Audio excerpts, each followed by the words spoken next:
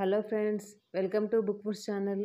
మనము కుడుములైన భక్ష్యాలైనా తయారు చేయాలంటే పూర్ణం అనేది గట్టిగా వస్తేనే మనకి భక్ష్యాలు కుడుములు చేయడం ఈజీ అవుతుంది. అంటే భక్ష్యం కూడా మంచిగా కుదురుతుంది. అలాంటి పూర్ణం గట్టిగా రావాలంటే మనము పూర్ణాన్ని అంటే దగ్గరగా ఉడికించుకున్నాము అంటే వేడిగా ఉన్నప్పుడు మనం మిక్సీ పట్టుకోవాలి. వేడివేడిగా మిక్సీ పట్టడం కూడా చాలా కష్టము. లేదు రుబ్బు రోళ్ళు ఉంటేనేమో పాతకాలంలో రుబ్బు రోళ్ళు రుబ్బుకునేవాళ్ళు. ఇప్పుడు మనము అంత ఓపికలు లేవు, అవి చేయలేము.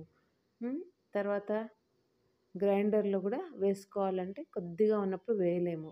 అంటే కిలోలు కిలోలు అయితే వేయచ్చు, కొంచెం ఒక గ్లాస్ అంటే వేయాలంటే కష్టము. అందుకనేసి చూడండి, ఇలాంటిది క్రషర్ అనేది దొరుకుతుంది మార్కెట్లో. అంటే స్టీల్ సామాన్ షాప్లో కూడా దొరుకుతుంది. ఈ క్రషర్ యూజ్ చేసి మనము పూర్ణాన్ని కరెంటు కూడా అవసరం ఉండదు, ఈజీగా మనము ఇంట్లోనే విధంగా రుబ్బుకోవచ్చు.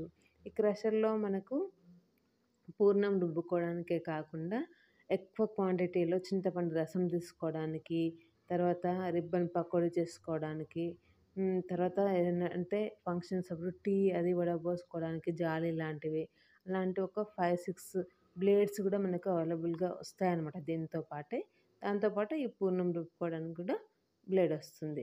ఇది యూజ్ చేసుకుని మనము పూర్ణం ఈజీగా రుబ్బుకోవచ్చు. చూడండి, ఈ విధంగా రుబ్బుకుంటే మనకి మంచి పూర్ణం అనేది మంచిగా గట్టిగా కూడా వస్తుంది.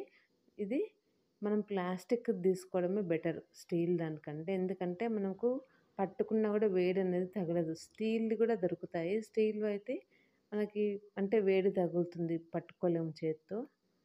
ఇంకా ఇది మనం కింద కూర్చుని 2 కాళ్ళ మధ్యలో గిన్నె పెట్టుకొని మనం ఇలా రుబ్బుకుంటే ఇంకా ఈజీగా వచ్చేస్తుంది అన్నమాట. మీకు చూపించడానికి ఈ విధంగా చేస్తున్నాను కట్టపై.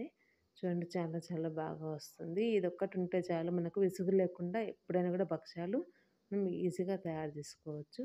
పూర్ణం కూడా మంచిగా గట్టిగా వస్తుంది. చూపిస్తాను మీకు ఎలా వచ్చిందో.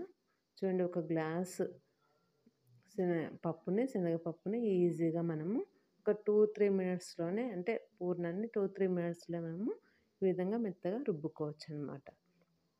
చూడండి ఎంత బాగా వచ్చిందో. ఇది మనం ఈజీగా అన్నీ కూడా విడదీసేసుకొని మళ్ళీ క్లీన్ కూడా చేసుకోవచ్చు. చూడండి, ఈ విధంగా చల్లారిన తర్వాత మళ్ళీ మనము భక్ష్యాలు కానీ కుడుములు కానీ తయారు చేసుకోవచ్చు.